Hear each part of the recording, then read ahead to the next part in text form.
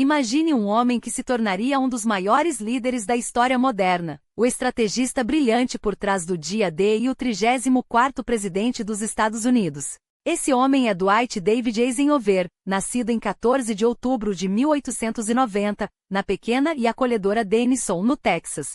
Terceiro de 7 irmãos cheios de energia, Dwight ganhou desde cedo o carinhoso apelido, Ike, uma versão encurtada do sobrenome da família, que acabou colando apenas nele, enquanto os outros irmãos abandonaram a alcunha com o tempo. Quem diria que aquele garoto de origem modesta, criado em um lar simples, estaria destinado a marcar seu nome na história com letras douradas? Sua linhagem é um verdadeiro mosaico cultural. Sangue alemão, inglês e escocês corre em suas veias, frutos de ancestrais que cruzaram o oceano em busca de uma nova vida. Pelo lado paterno, a família Eisenhower era de origem germânica, agricultores que se estabeleceram na Pensilvânia ainda no século XVIII. Mais tarde, um ramo dessa família rumou para o Kansas no século XIX, fixando raízes na pitoresca cidade de Lane. Foi lá que David Eisenhower, pai de Dwight, conheceu Ida Stover, sua futura esposa. O casal se uniu no outono de 1885 e iniciou uma nova jornada em Hope, Kansas, onde abriram uma pequena loja. A vida, porém, não foi generosa. A crise econômica e a desonestidade de sócios no meio rural levaram o negócio à falência. Sem alternativas, a família mudou-se para o Texas, onde David conseguiu emprego como engenheiro na ferrovia Missouri-Texas-Kansas, ganhando um salário modesto de $40 por mês. Em Denison, a família alugou uma casa simples, e foi ali que nasceram Edgar e Dwight.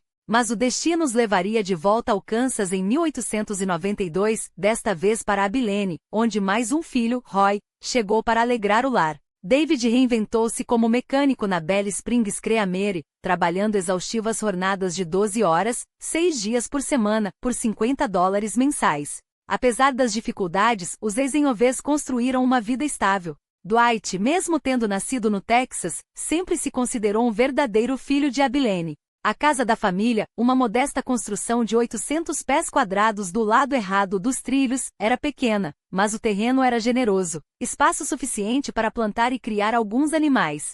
David, embora rígido na disciplina, era um pai afetuoso, equilibrando firmeza e carinho. E que, por sua vez, tinha um temperamento forte e não raro se envolvia em brigas, seja na escola ou nas ruas. Mas era justamente essa determinação que moldaria seu caráter. A fé era o alicerce da família. David e Ida faziam parte dos Irmãos de Cristo, uma denominação menonita conhecida por batizar seus fiéis em rios, daí o apelido River Brethren. Um momento marcante veio em 1895, quando a tragédia atingiu o lar. O quinto filho, Paul, faleceu aos 10 meses vítima de difteria. A dor aprofundou a espiritualidade de Ida, que passou a frequentar a Associação dos Estudantes Internacionais da Bíblia, grupo que mais tarde daria origem às Testemunhas de Jeová. Reuniões religiosas passaram a ser comuns em casa e os filhos foram criados com uma educação baseada em valores como honestidade, humildade e trabalho duro. Dwight, embora exposto a essa intensa vida religiosa, nunca se filiou oficialmente a nenhuma igreja.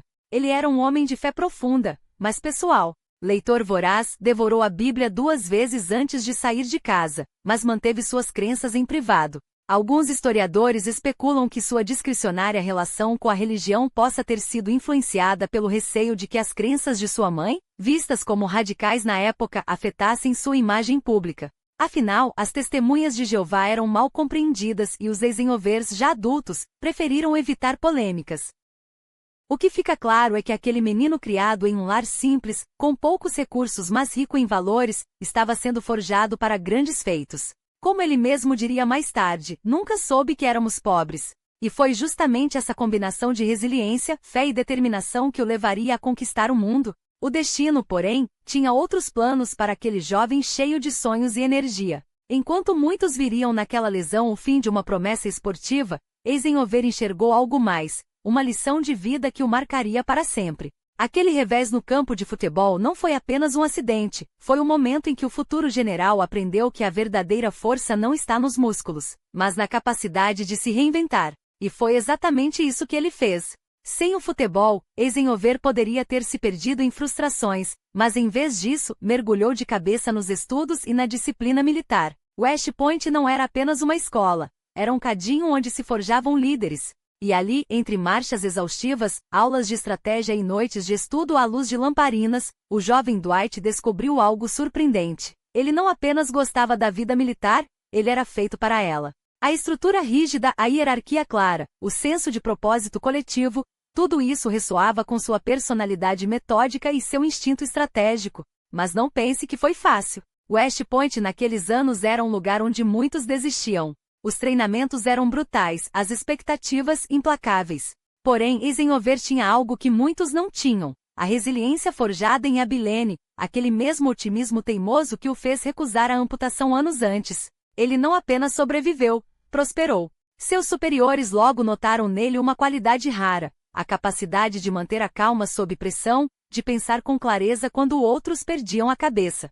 Era como se aquele menino que lia sobre Hannibal e Washington tivesse absorvido não apenas as táticas, mas a essência mesma do comando. E então veio a Primeira Guerra Mundial. Enquanto o mundo ardia em conflitos, Eisenhower, agora um jovem oficial, ansiava por ação. Mas o destino, mais uma vez, tinha outros planos. Em vez de ser enviado às trincheiras da Europa, ele foi designado para treinar tropas nos Estados Unidos. Alguns poderiam ver isso como uma decepção, mas Eisenhower entendeu o que muitos não enxergavam: liderar não é apenas estar na linha de frente, é preparar outros para a vitória. Foi ali, entre campos de treinamento e manobras táticas, que ele começou a desenvolver o estilo que o tornaria lendário: uma mistura única de firmeza e empatia, de planejamento meticuloso e adaptabilidade.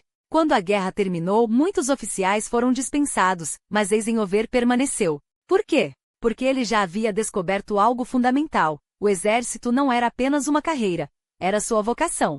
E enquanto outros sonhavam com a vida civil, ele via além, enxergava um mundo em transformação, onde a liderança forte seria mais necessária do que nunca. O que poucos sabiam é que aquele oficial disciplinado, que subia gradualmente na hierarquia, guardava consigo as lições de Abilene, a humildade de quem conheceu a escassez, a fé inquebrantável de quem aprendeu a confiar em algo maior e, acima de tudo, a convicção de que grandes líderes não nascem, são construídos, um desafio de cada vez. E Dwight D. Eisenhower, sem saber, estava apenas começando a construir o seu legado. Mas se havia um golpe que a vida reservava para testar a resiliência de Eisenhower, ele chegaria em janeiro de 1921. Uma tragédia que abalaria os alicerces daquilo que ele mais amava: sua família. Ike, o primogênito do casal, um menino de apenas 3 anos, adoeceu gravemente. O que começou como uma febre inocente logo se transformou em uma batalha desesperada contra a escarlatina, uma doença que na época ceifava vidas sem piedade.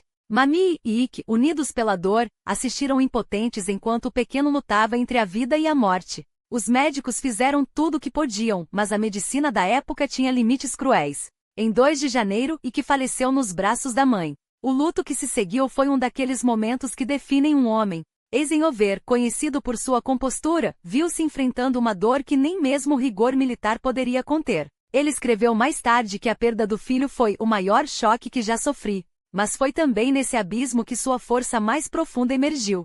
Em vez de se render ao desespero, ele canalizou a dor em algo maior: um compromisso inquebrantável com aqueles que ainda dependiam dele, Mamie e sua carreira, e no futuro, uma nação que ainda não sabia que precisaria dele. A morte de Ike marcou um ponto de virada. Eisenhower entendeu, de forma visceral, que a vida não era um campo de batalha onde se podia controlar todos os resultados.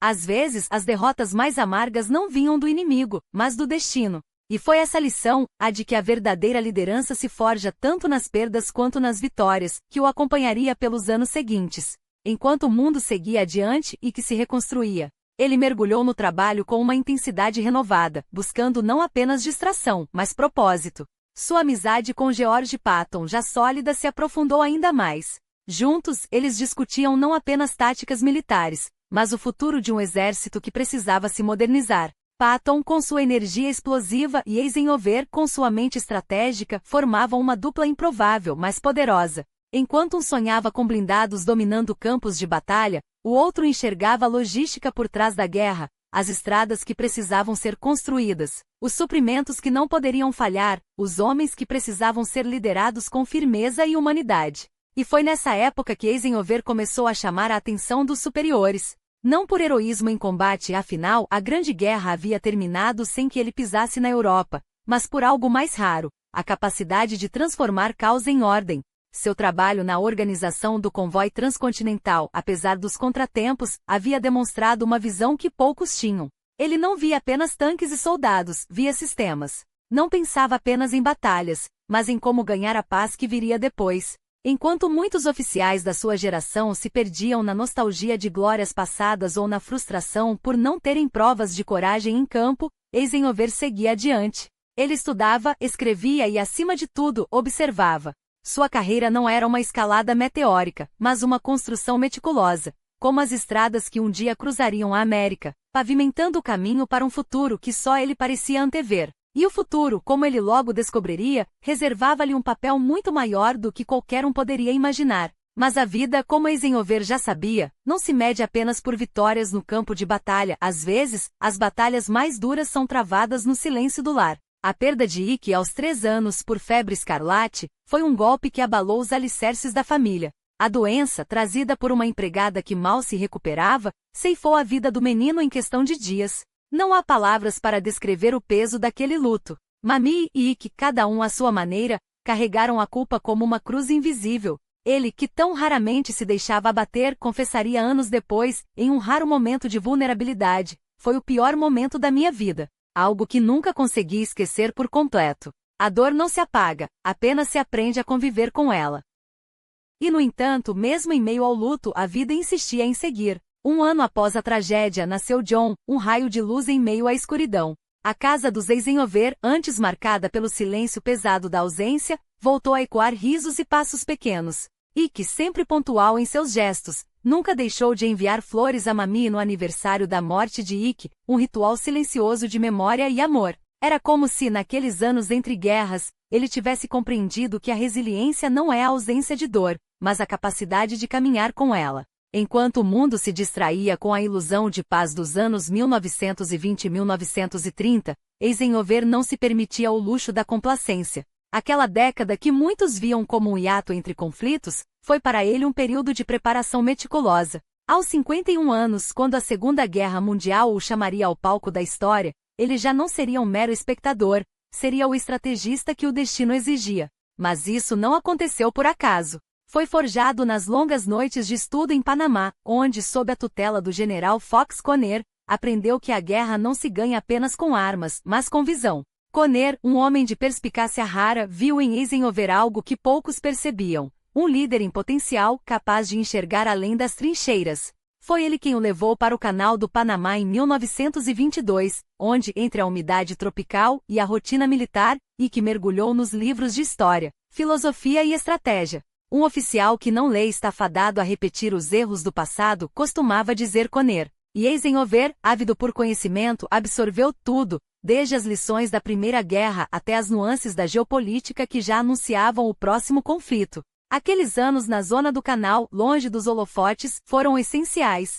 Enquanto outros oficiais se acomodavam, Ike se preparava. E quando Conner, com sua influência, o indicou para a prestigiosa Command and General Staff School em Fort Leavenworth, ele não apenas ingressou, dominou. Formou-se em primeiro lugar em 1926, provando que sua mente analítica era tão afiada quanto sua determinação. Não era mais o jovem tenente de outrora, era um estrategista em ascensão, pronto para os desafios que viriam. A sorte, como sempre, favoreceu os audazes. Em 1927, Conner o recomendou para um projeto sob o comando do próprio Pershing, a redação da História Oficial da American Expeditionary Force na Primeira Guerra. Mais do que um trabalho burocrático, foi uma imersão nas entranhas da guerra, seus acertos, seus erros, suas lições não aprendidas. Depois veio o Army War College, onde, novamente, Eisenhower se destacou, graduando-se como o primeiro da turma em 1928. Mas foi em 1930 que seu caminho cruzou com outro gigante, Douglas MacArthur. O encontro foi elétrico. "Este é o melhor oficial do exército", teria dito MacArthur, ecoando o que Conner já sabia. Os dois homens, tão diferentes em estilo mas tão semelhantes em ambição, reconheceram um no outro a chama da grandeza. MacArthur, como Conner antes dele, tornou-se um mentor, abrindo portas e desafiando Eisenhower a pensar em escala global. Quando, em 1935, MacArthur foi enviado às Filipinas para assessorar o governo local na iminente independência do país, levou Ike consigo. O arquipélago, com sua beleza exuberante e tensões latentes, era um barril de pólvora. O Japão, cada vez mais agressivo, olhava para a região com cobiça. E Eisenhower, agora um coronel experiente, tinha diante de si um teste definitivo: transformar teoria em ação, planejar a defesa de um território que todos sabiam ser vulnerável. Os próximos 4 anos seriam um prelúdio do que estava por vir. Enquanto a Europa se inflamava e a América ainda hesitava, Eisenhower trabalhava incansavelmente, traçando rotas de suprimento, avaliando pontos fracos, antecipando movimentos. Não era mais questão de se a guerra viria, mas de quando. E quando ela chegasse, o mundo descobriria que aquele oficial metódico, forjado nas sombras da história, estava mais do que pronto para liderar. Mas a verdadeira prova de fogo não viria das intrigas pessoais ou dos boatos de guerra, e sim do campo de batalha. A Operação Tocha, o desembarque aliado no norte da África, não era apenas uma missão militar. Era um teste de liderança em meio ao caos. Eisenhower sabia que o sucesso dependia de algo mais do que estratégia, dependia de unificar egos, apaziguar desconfianças e transformar uma colcha de retalhos de nações em uma força coesa. Os franceses de Vichy não iriam receber os americanos com flores, os britânicos, embora aliados, tinham suas próprias prioridades, e os generais sob seu comando, como Patton e Montgomery, eram tão brilhantes quanto imprevisíveis. E quando as primeiras ondas de soldados tocavam as praias marroquinas e argelinas em novembro de 1942, o mundo viu o que acontece quando um líder não apenas comanda, mas conecta. Eisenhower não apenas traçou planos, ele negociou com generais franceses relutantes, acalmou tensões entre americanos e britânicos e, acima de tudo, manteve a visão clara mesmo quando a névoa da guerra ameaçava ofuscar tudo. Os aliados avançaram sim, mas o custo foi alto. A campanha do norte da África revelou as fraturas na aliança antes que elas pudessem se tornar abismos. E foi aí que o verdadeiro gênio de Eisenhower se revelou. Ele não ganhava batalhas apenas com tanques e aviões, mas com paciência, diplomacia e uma capacidade quase sobrenatural de fazer homens obstinados trabalharem juntos. Enquanto isso, nos bastidores, a guerra tinha outro rosto, um rosto que poucos viam, mas que moldaria a lenda de Eisenhower de maneiras que os livros de história hesitaram em explorar. Kai Summersby não era apenas uma motorista ou secretária. Ela era a confidente em meio à tempestade, a voz que o lembrava de que por trás do uniforme, ainda havia um homem. As cartas para Mamie continuavam a ser escritas, cheias de carinho e dever, mas nas noites longas de planejamento em Argel ou nas viagens extenuantes entre fronteiras, era Kai quem estava lá, quem entendia o peso que ele carregava. Alguns chamaram de romance, outros de amizade profunda. O que ninguém poderia negar era que em um mundo onde a lealdade era medida em ordens e estratégias, Eisenhower encontrou em Summersby algo raro, uma lealdade sem condições, um porto seguro em meio ao furacão. Mas a guerra não esperava por resoluções pessoais. Com o norte da África sob controle aliado, os olhos se voltaram para a Itália, e além dela para a França. A invasão da Sicília em 1943 seria outro marco, outro teste. Desta vez, porém, Eisenhower não estava apenas lidando com generais teimosos ou burocratas em Washington. Ele estava enfrentando o próprio Churchill, que via a Itália como o ventre mole da Europa, e Stalin, que exigia uma segunda frente já. As pressões eram imensas, cada decisão podia custar milhares de vidas, cada hesitação, prolongar o sofrimento de um continente. E no entanto, quando as tropas aliadas desembarcaram na Sicília, foi a mão firme de Eisenhower que garantiu que, apesar dos erros, das rivalidades e dos reveses, a máquina de guerra seguisse em frente.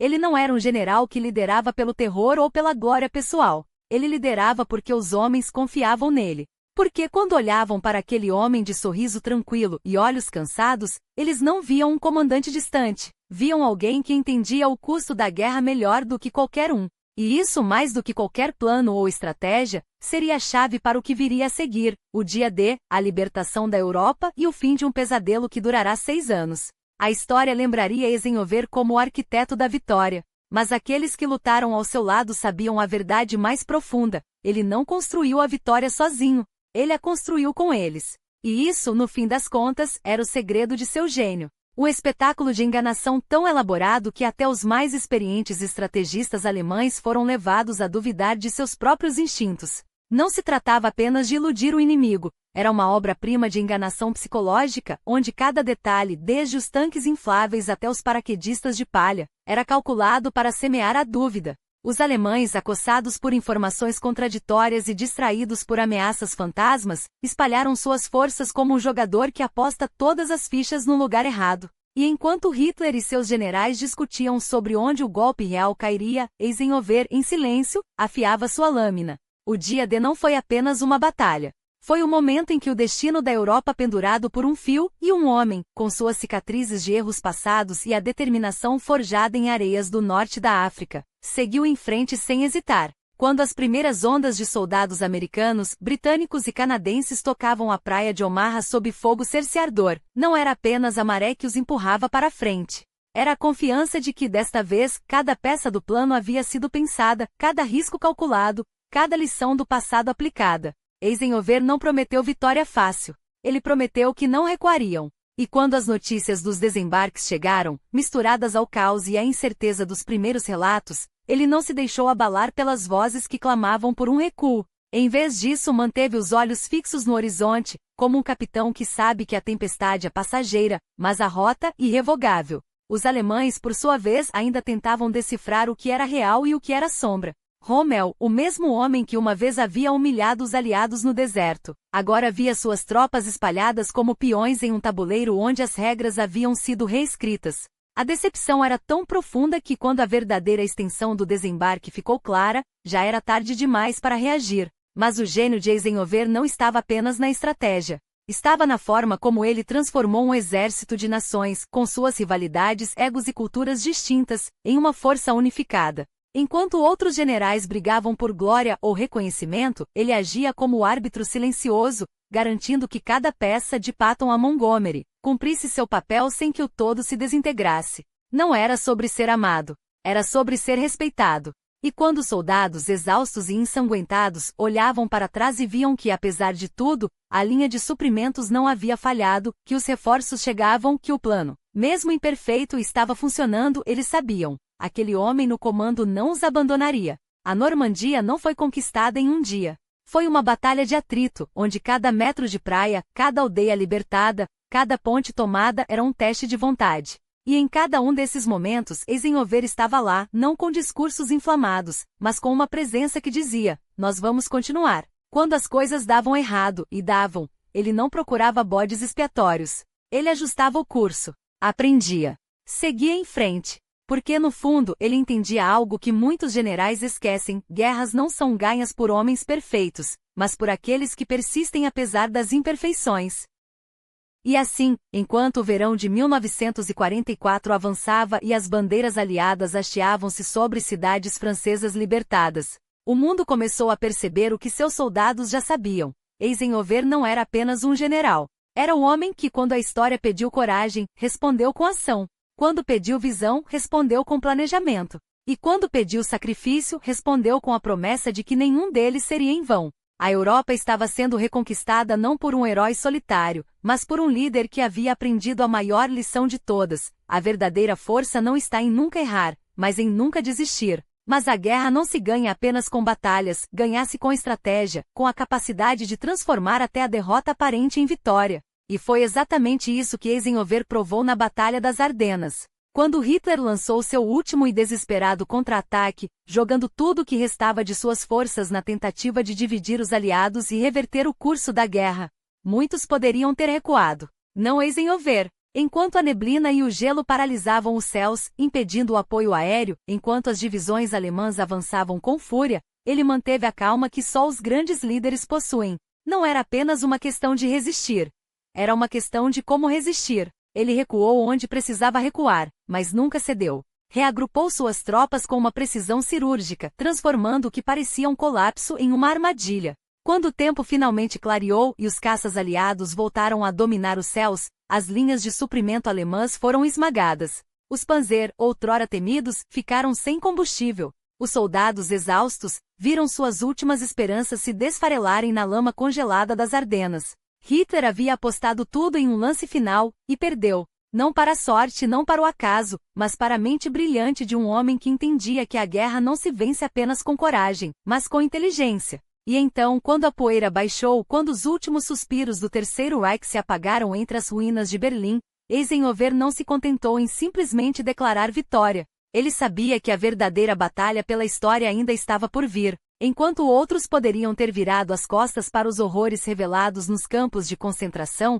Ele fez questão de documentar cada detalhe, cada prova, cada testemunho, não por vingança, mas por justiça, não por ódio, mas por memória, porque ele entendia algo que muitos ainda se recusam a aceitar, que o mal não se combate apenas com armas, mas com a verdade inegável, com imagens tão brutais que nem mesmo o tempo poderá apagá-las. Quando finalmente voltou para casa, não foi como um conquistador, mas como um homem que havia carregado o peso do mundo em seus ombros, e mesmo assim, não se dobrara. A América o recebeu como herói, mas Eisenhower sabia que heróis não são feitos de glória, e sim de escolhas. E agora, diante de um novo chamado, ele se via diante da maior delas. Seria apenas um nome nos livros de história, ou moldaria o futuro de uma nação? A política o chamava, mas não como um prêmio, como um dever. Porque quando um homem prova que pode liderar na guerra, o destino muitas vezes exige que ele liderar na paz. E Eisenhower, mais uma vez, não recuaria. Quem poderia culpá-lo por buscar um refúgio após décadas de batalhas e decisões que pesavam sobre os ombros do mundo?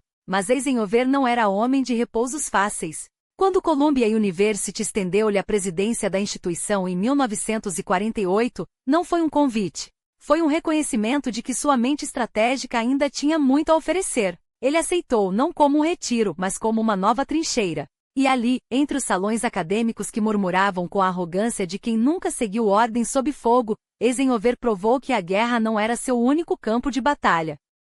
Seu livro, Cruzada na Europa, não foi apenas um relato de vitórias, foi um manual de como a determinação forja destinos. As prateleiras se esgotaram, as listas de mais vendidos o coroaram, e pela primeira vez, o general tornou-se um homem de recursos. Mas não era o dinheiro que o movia. Em Colômbia, ele fundou o Instituto de Estudos sobre Guerra e Paz, porque entendia que a verdadeira vitória não estava em vencer conflitos, mas em evitá-los. Reuniu mentes brilhantes, desafiou dogmas, entre olhares desdenhosos de professores que jamais entenderiam o peso de um comando, construiu pontes entre a teoria e a ação. Alguns o chamavam de simples, como se a simplicidade não fosse a marca dos grandes. Outros torciam o nariz para seu gosto por romances de faroeste, como se a literatura popular fosse menos nobre que os tratados empoeirados de suas estantes. Mas Eisenhower sabia, a sabedoria não se mede por diplomas, e a liderança não se aprende em salões fechados. Quando deixou Columbia em 1950, não foi uma fuga. Foi um retorno ao palco onde sua voz ecoava com mais força. A OTAN o aguardava não como um general, mas como o arquiteto de uma aliança que deveria sustentar a liberdade contra a sombra vermelha que se estendia pela Europa. Ele não apenas aconselhou, ele uniu. Não apenas planejou, ele inspirou. E quando voltou aos Estados Unidos em 1951, não foi como um mensageiro, mas como um profeta da unidade. Seu discurso ao Congresso não foi um pedido, foi um chamado à razão. E o Congresso, tão dividido quanto sempre, curvou-se não à pressão, mas à convicção de que aquele homem mais uma vez tinha razão. Então veio o momento que muitos esperavam e outros temiam, a política. Truman, com sua astúcia de veterano, tentou recrutá-lo para o campo democrata, como se Eisenhower fosse uma peça a ser movida no tabuleiro. Mas Ike não era peão de ninguém. Quando declarou-se republicano, não foi por conveniência, foi por princípio. E quando a máquina partidária tentou empurrá-lo para a candidatura, ele não se deixou levar pelo clamor. Esperou. Avaliou. Porque um homem que comandou exércitos não se lança a uma batalha sem saber o terreno. Quando finalmente entrou na disputa, não foi com promessas vazias ou retórica inflamada. Foi com a mesma calma que o acompanhará em Normandie, firme, calculada, implacável. Os botões "Eu gosto do Ike" não eram apenas um slogan. Eram um símbolo de que o país ansiava por algo mais que palavras. Ânsia por ação, por estabilidade, por um líder que não governasse pelos gritos, mas pelos resultados. E quando esmagou Adlai Stevenson em 1952, não foi uma vitória, foi um veredicto. O povo não elegeu um político. Elegeu um homem que já provara, mais de uma vez, que sabia o que fazer quando o mundo tremia. 4 anos depois, a história se repetiu. Não por acaso, mas porque Eisenhower não governava para si. Governava para um futuro onde a América não fosse refém do medo, nem escrava das divisões. Enquanto pintava suas paisagens, um hobby que descobriu tarde, mas que amava com a mesma intensidade com que amava o jogo de bridge ou os latidos de seu novo cachorro, ele também desenhava os contornos de uma nação mais forte. A economia florescia. As tensões internacionais eram contidas não com bombastos, mas com estratégia. E quando o assunto era direitos civis, ele não fez discursos inflamados. Fez o que sempre fizera: agiu, desegregou Washington, desegregou as forças armadas, abriu portas no serviço público para africanos-americanos, enquanto os segregacionistas uivavam de raiva. Não era um revolucionário, era algo mais perigoso para os inimigos da justiça, um pragmático. Um homem que entendia que a mudança não vem dos gritos, mas da persistência silenciosa de quem sabe que o certo, cedo ou tarde, prevalece. E assim, entre pinceladas, partidas de pôquer e a rotina de um presidente que trabalhava mais do que qualquer um imaginava, Eisenhower provou mais uma vez que liderança não é sobre poder, é sobre propósito. E o seu desde sempre foram um só: deixar o mundo melhor do que o encontrou. Mas aqui está o ponto que muitos esquecem: Eisenhower não era um homem de discursos inflamados ou gestos simbólicos. Era um estrategista. E estratégia, quando bem executada, não se mede pelo barulho que faz, mas pelos resultados que entrega. Sim, ele poderia ter se lançado às ruas, brandindo a bandeira dos direitos civis com a mesma veemência de um ativista. Poderia ter usado o peso da presidência para condenar, em alto e bom som, cada atrocidade racial que manchava a nação. Mas ele sabia algo que muitos críticos ignoravam: a mudança real não nasce do palavreado, mas da ação calculada. E foi exatamente isso que fez. Quando a Suprema Corte, sob a liderança do juiz R. Warren, sim, o mesmo Warren que Eisenhower nomeou, contra todas as expectativas dos conservadores, derrubou o vergonhoso precedente de Plessy v. Ferguson com a decisão Brown v. Board of Education, não foram palavras que transformaram a história. Foi a caneta de um presidente que silenciosamente garantiu que a justiça tivesse as ferramentas para agir. E quando Sul resistiu, quando governadores como Orval Faubus traíram suas promessas e usaram a Guarda Nacional para bloquear jovens negros de entrarem em Little Rock High School, não foi um discurso que abriu as portas. Foi a ordem direta de Eisenhower federalizando a Guarda e enviando a 101ª Divisão aerotransportada para garantir que aqueles 9 estudantes, 9 crianças, pudessem finalmente ter o direito que a Constituição já lhes garantia. Claro, havia quem reclamasse, que questionasse por que ele não falava mais, por que não agia mais rápido, por que não usava o cargo para denunciar cada injustiça com a fúria que o momento parecia exigir. Mas Eisenhower entendia uma verdade inconveniente: a pressa pode ser inimiga da permanência. Mudanças forçadas sem base legal sólida ou apoio institucional acabam se desmanchando no ar, como castelos de cartas. Ele preferia construir alicerces. E quanto aos que acusavam sua administração de omissão diante do sofrimento dos nativos americanos? De novo, a história mostra que a crítica fácil ignora a complexidade da ação. Sim, as políticas de assimilação eram controversas, e muitos tratados foram quebrados ao longo de décadas, muito antes de Eisenhower. Mas foi sob seu governo que se iniciou uma revisão das relações entre o governo federal e as nações tribais, buscando, mesmo que de forma imperfeita, um caminho entre a autonomia e a integração. Era um começo, não um fim. E começar, muitas vezes, é o mais difícil. Agora falemos de Joseph McCarthy.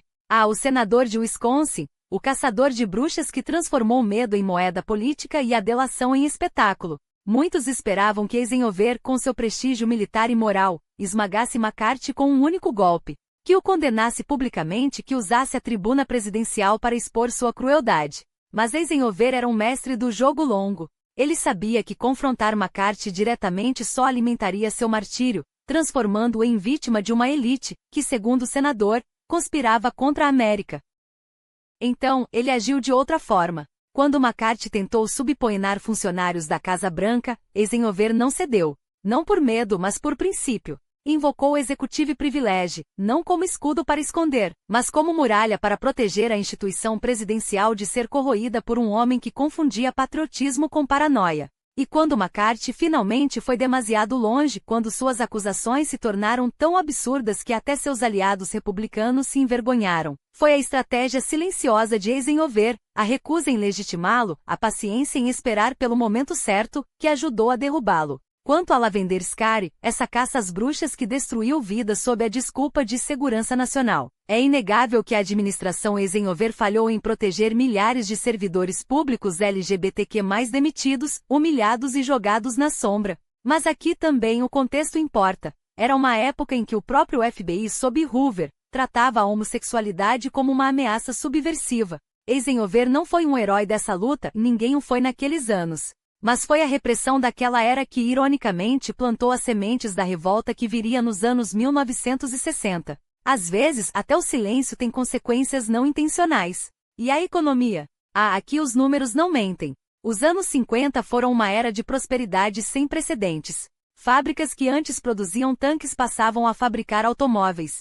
Soldados que voltavam da guerra compravam casas com jardins, graças a empréstimos acessíveis.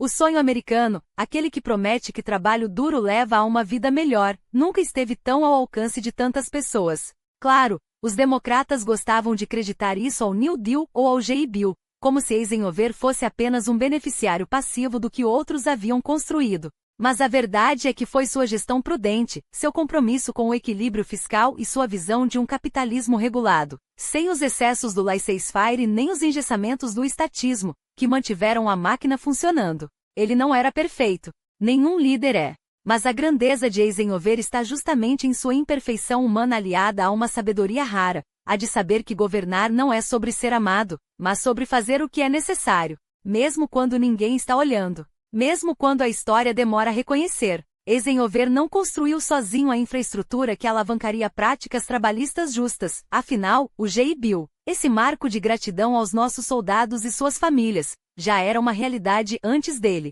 Mas foi sob sua liderança que a expansão econômica ganhou musculatura, não por acaso e sim por escolha. Ele entendeu que o progresso não se decreta, se constrói com mãos firmes e cálculos precisos. Separou os interesses privados das finanças públicas, rompendo com uma cultura de favorecimentos que muitos já consideravam natural. Não foi fácil. Afinal, ele mesmo havia vivido a guerra como servidor público, recebendo salários do governo para produzir o que a nação mais precisava, e sabia que em tempos de paz, a disciplina não poderia ser menor. Mas onde muitos viriam rigidez, Eisenhower viu oportunidade. Ajustou alíquotas para os mais ricos, para os ganhos de capital e para as grandes fortunas, mantendo-as em patamares altos. Uma decisão impopular até dentro do próprio partido, mas necessária. O resultado? Um salto na arrecadação que permitiu expandir a previdência social e estender a rede de proteção a milhões. 10 milhões de trabalhadores ganharam acesso ao seguro-desemprego.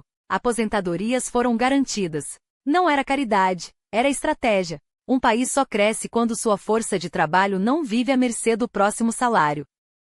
Curioso é que na juventude, Eisenhower olhava com desconfiança para o New Deal.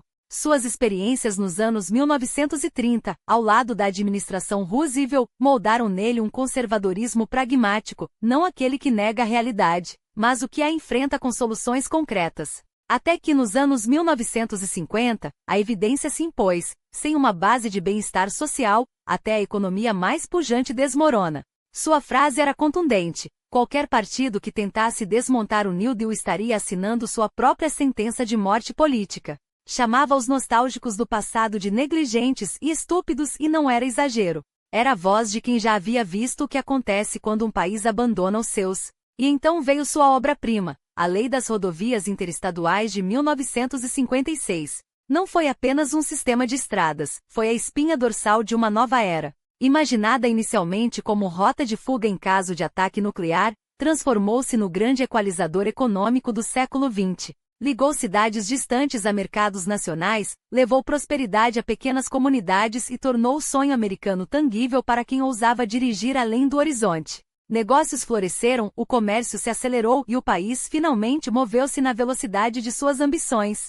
Era uma América que nos anos 1950, desfrutava do maior padrão de vida do mundo. Mas Eisenhower sabia que prosperidade interna não bastava. No tabuleiro global, a sombra da Guerra Fria se alongava, e coube a ele jogar com a destreza de quem já havia visto o pior da guerra e o pior da paz.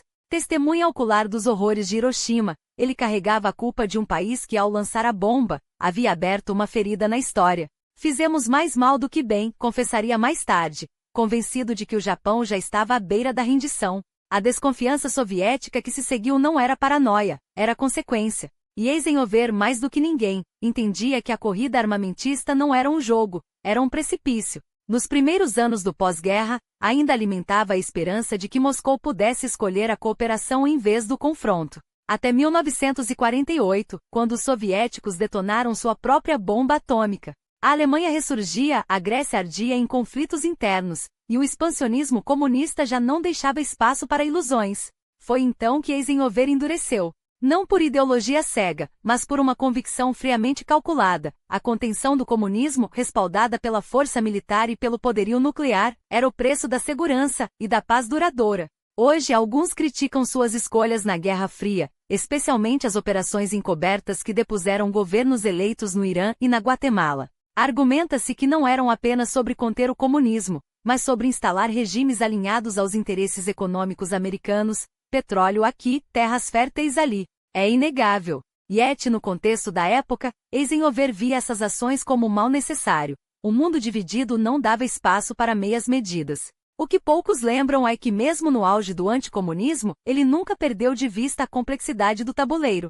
No Oriente Médio, por exemplo, sua doutrina Eisenhower ofereceu apoio militar a nações dispostas a resistir à influência soviética, mas também soube navegar a crise de Suez com uma habilidade diplomática que evitou um desastre maior. Havia contradições, claro. Países árabes enxergavam em Israel uma ameaça maior do que Moscou, e o apoio americano à causa sionista gerava ressentimento. Ainda assim, Eisenhower entendia que a libertação dos países comunistas, não apenas sua contenção, era o objetivo final. A morte de Stalin havia criado uma brecha, e ele soube explorá-la. Na Coreia, a trégua veio quando a China, sem seu aliado soviético, viu-se vulnerável às pressões de Washington. Era a arte da dissuasão em ação, mostrar força para evitar usá-la. E assim, entre estradas que uniram uma nação e estratégias que definiram uma era, Eisenhower provou que governar é, acima de tudo, uma questão de visão.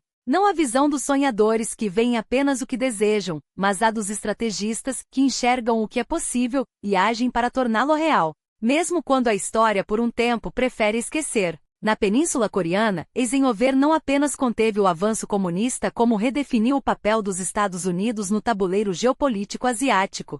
Sua política de apoio inabalável, seja a Taiwan, ameaçada pela ambição expansionista de Pequim, seja aos aliados na Indochina, foi mais do que uma demonstração de força, foi um aviso estratégico. Os recursos limitados a assessores militares e financiamento não eram sinal de fraqueza, mas de uma calculada contenção. Eisenhower sabia que a guerra aberta era um luxo que a América não podia se dar, não quando o verdadeiro campo de batalha era a paciência, a diplomacia e a dissuasão silenciosa. E, no entanto, a história teimou em complicar seus planos. O que começou como um compromisso modesto no Vietnã, um apoio discreto à França depois ao Sul e transformou-se, sob seus sucessores, em um pântano de sangue e frustração. Kennedy e Johnson, com suas ambições e seus erros, herdaram a semente que Eisenhower plantara, mas colheram uma tempestade, 50.000 americanos mortos, uma guerra sem declaração formal, um conflito que devorou não só vidas, mas a própria moral de uma geração. E tudo isso enquanto nos bastidores, a sombra da Baía dos Porcos, planejada nos últimos meses de seu governo, se estendia como um lembrete amargo de que até os estrategistas mais brilhantes deixam armadilhas para quem os sucede. Mas se Eisenhower foi cauteloso na guerra, foi audacioso na paz. Quando os soviéticos detonaram sua primeira bomba de hidrogênio, o mundo tremeu. A resposta de Ike? Não foi correr para a escalada, mas estender a mão. Atoms for Peace não era um slogan vazio. Era uma proposta ousada, transformar a energia que poderia destruir civilizações em progresso compartilhado. Imaginem, duas superpotências inimigas juradas, unindo forças para construir usinas em vez de arsenais. Era uma aposta no futuro, um gesto que só um homem que já vira o pior da guerra poderia fazer. Claro, Moscou recusou. A desconfiança era profunda, e a corrida armamentista implacável. Mas a ideia permaneceu como um farol. A diplomacia, por mais frágil, era sempre melhor que a aniquilação mútua. E então veio o U-2. Um avião espião abatido, um piloto capturado, e a máscara da negação desfeita em segundos.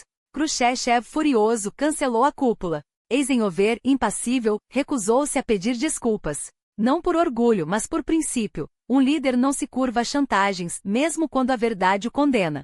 O episódio manchou seu legado, sim, mas também revelou sua essência, a de um homem que preferia a honestidade tardia à hipocrisia conveniente. Nos anos finais, o fardo da presidência pesou mais do que nunca. O custo da política externa, a corrida espacial, que ele chamava, em particular, de loucura de 40 bilhões de dólares. O complexo industrial militar que crescia como uma hidra, tudo isso o assombrava. Ele via com clareza assustadora como a máquina de guerra que ajudara a construir poderia, um dia, devorar a democracia que jurara proteger. Seu alerta final não foi um lamento, mas um aviso profético. Só um cidadão alerta e informado pode obrigar a mescla gigante do industrial e do militar a servir a segurança e a liberdade, e não a dominar.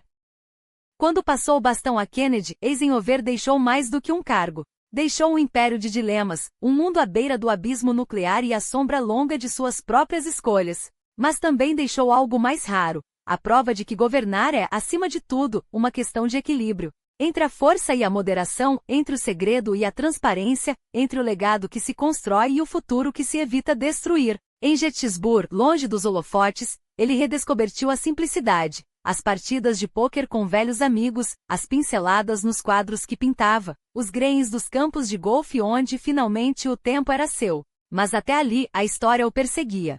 Os ataques cardíacos, o primeiro em 1955, os outros como eco de uma vida vivida no limite, foram lembretes cruéis de que nem mesmo os gigantes são eternos. Quando partiu, em março de 1969, o país parou. Não por um general, não por um presidente, mas por um homem que, nas palavras de Churchill, ganhará a maior guerra da história e depois preservar a paz. Hoje, em Abilene, ao lado de Mamie e do pequeno Ike, seu túmulo é discreto. Não há estátuas monumentais, nem inscrições grandiloquentes. Talvez porque Eisenhower não precisasse delas.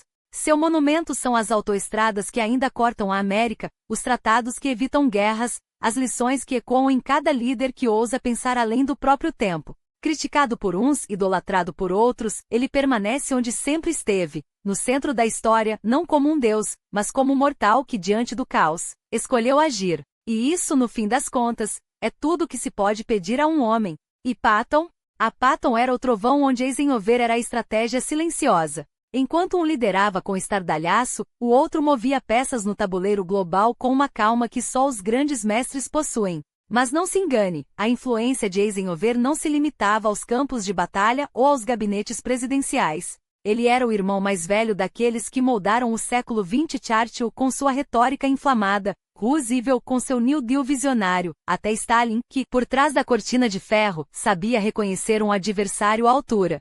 E de Gaulle, o general francês, tão orgulhoso quanto implacável, via em Eisenhower não um rival, mas um aliado que entendia o peso da história nas costas. Curioso, não é? Como a memória de um homem pode ser tão viva nos bastidores do poder e ao mesmo tempo tão discreta nas páginas dos livros. Enquanto biografias de outros gigantes da Segunda Guerra brotavam como cogumelos após a chuva, Eisenhower permaneceu uma figura quase subestimada, menos estátuas, menos filmes, menos mitos. Como se sua grandeza residisse justamente em não precisar gritá-la. E no entanto, olhe bem, as melhores obras sobre ele não surgiram no calor da guerra. Mas décadas depois, quando historiadores, livres da névoa da emoção, começaram a desvendar camada por camada o legado de um presidente que governou não com discursos inflamados, mas com ações calculadas. Os anos 60. Uma época em que muitos o criticaram por sua cautela na Guerra Fria, por sua aparente lentidão nos direitos civis, por não ter sido o herói radical que alguns desejavam. Ele poderia ter feito mais, diziam. E é justo questionar. Mas a história, essa juíza implacável, tem o hábito de revisitar seus vereditos. Nos anos 70 e 80, quando o conservadorismo ressurgiu como uma força avassaladora, eis que Eisenhower volta à tona, não como um reacionário, mas como um estratégico. De repente, aqueles que antes o viam como um presidente fraco passaram a enxergar nele um mestre da política, o homem que freou o avanço comunista sem disparar um tiro, que construiu autoestradas em vez de muros, que entendeu que a verdadeira força de uma nação não está apenas em seus exércitos, mas em sua coesão. Os revisionistas vieram depois, é claro. Alguns o elogiaram, outros não tanto. Mas até seus críticos mais ferrenhos não puderam negar. Eisenhower foi o arquiteto de uma era de estabilidade em um mundo à beira do abismo. E hoje? Hoje ele figura entre os 10 maiores presidentes dos Estados Unidos em rankings sérios, celebrado por ter deixado uma economia próspera, uma infraestrutura que ainda sustenta o país e uma OTAN que, contra todas as probabilidades, resistiu ao tempo. Alguns até ousam dizer que evitou uma terceira guerra mundial. Exagero? Talvez. Mas a história adora exageros quando eles servem para iluminar verdades maiores. E aqui está o paradoxo fascinante. Eisenhower era um conservador? Um progressista? Um moderado à frente de seu tempo? Ele mesmo se definia como um conservador progressista, uma contradição apenas para quem não entende que as grandes mentes não se encaixam em caixinhas. Seu segredo? Governar não para a esquerda ou para a direita, mas para a frente.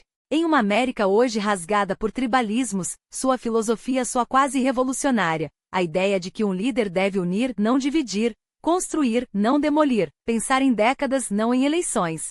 Mas há sombras nesse legado, é claro. O complexo militar industrial que ele próprio advertiu em seu discurso de despedida cresceu como uma hidra. A corrida armamentista que tentou conter ainda assombra o planeta. E a pergunta permanece: será que ao evitar uma guerra quente plantou as sementes de um conflito frio que nunca realmente terminou? Essa dualidade, o general que odiava a guerra, o presidente que temia o poder que acumulou, é o que torna Eisenhower não apenas um estudo de história, mas um espelho. Porque no fundo sua história é a de um menino pobre de Abilene, Kansas, que poderia ter sido mais um nome esquecido em um cemitério provincial, mas que, por força de caráter e visão, tornou-se um dos poucos homens a comandar o destino do mundo, 2 vezes. Primeiro como general salvando a democracia do fascismo. Depois como presidente salvando-a de si mesma. Então, o que você acha?